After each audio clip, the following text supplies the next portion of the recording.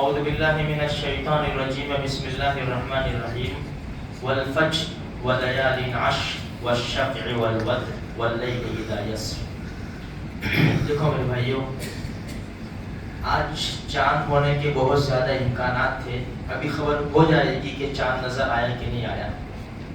اگر چاند نظر آیا تو ہم بہت بڑی رات میں داخل ہو چکے،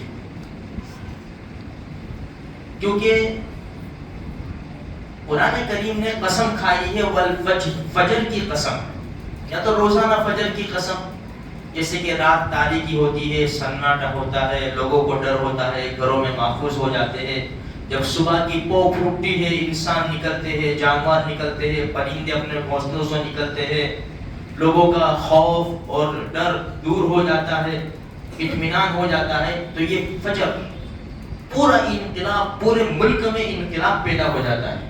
ایک تو یہ ہے۔ دوسری بات یہ ہے کہ کون سی فجر؟ تو یہ ذی الحجہ، 10 ذی الحجہ، بقرعید کے فجر کی قسم۔ کیوں اس کی قسم کھائی؟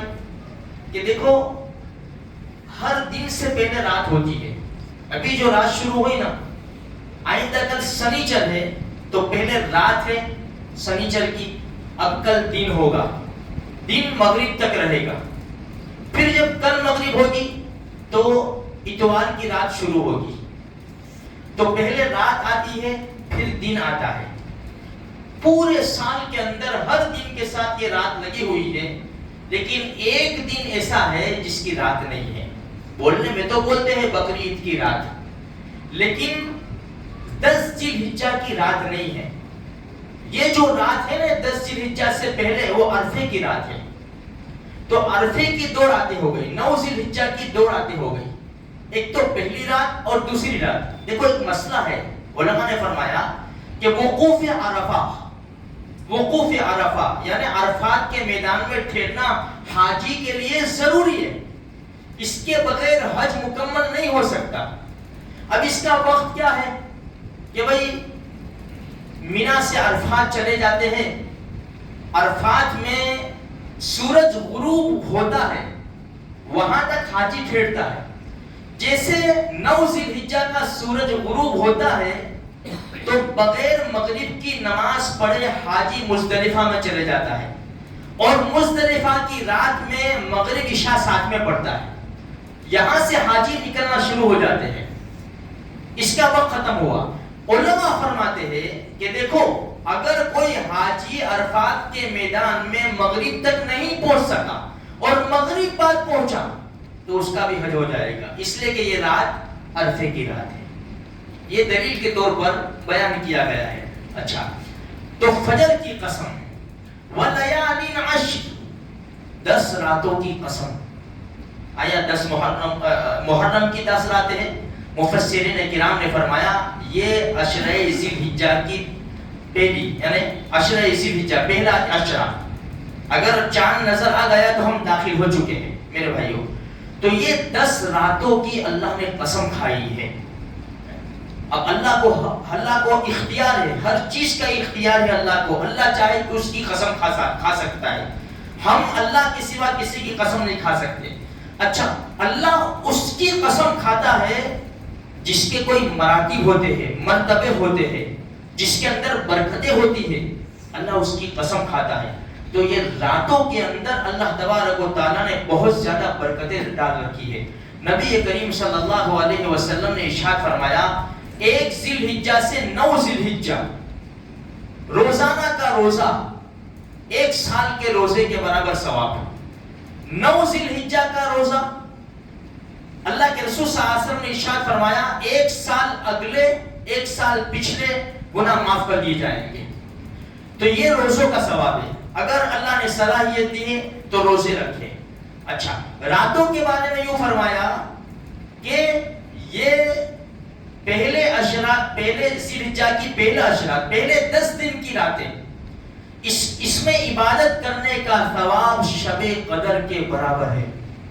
اب اندازہ لگاؤ میرے بھائیوں، ایسی زبردست اور مبارک راتیں ہمیں ملی ہیں، تو ہم اس کی قدر کریں۔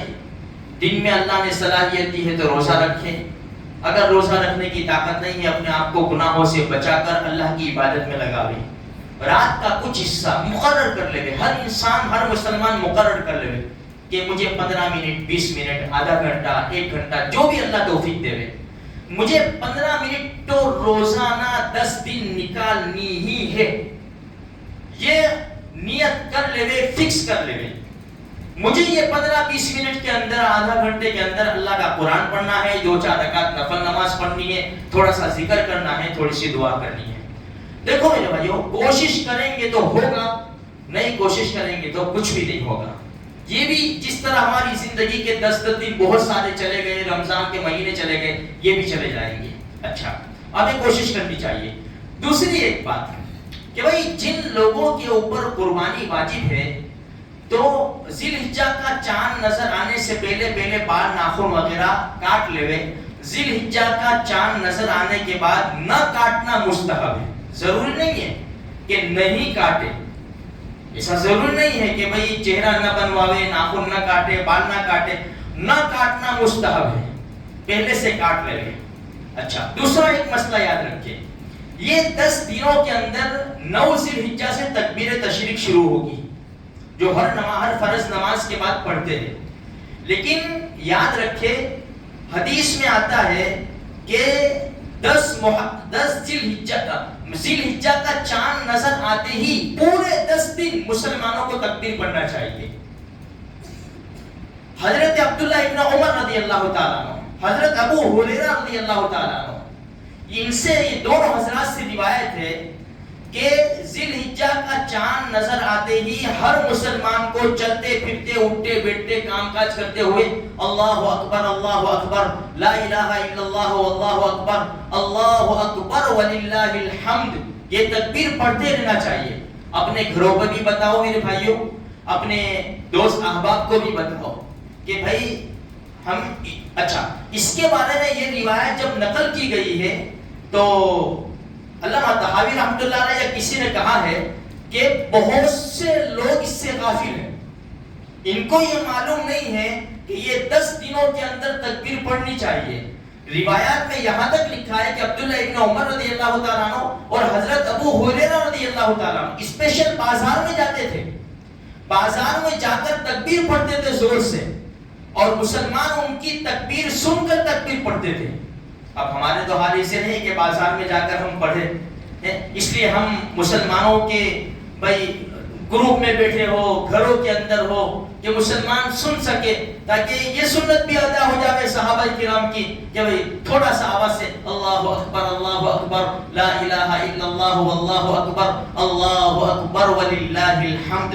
تو میرے بھائیوں، یہ مخصوص راتیں ہیں، مبارک دن ہے، اس لیے ہمیں اس کی قدر کرنی چاہیے۔ یہ چند باتیں تھی، انشاءاللہ اس کے مطابق باتیں چلتی رہے گی۔ اللہ تبارک و تعالیٰ کہیں سنی باتوں کے اوپر ہم سب کو مل کر عمل کرنے کی توفیق عطا فرمائے۔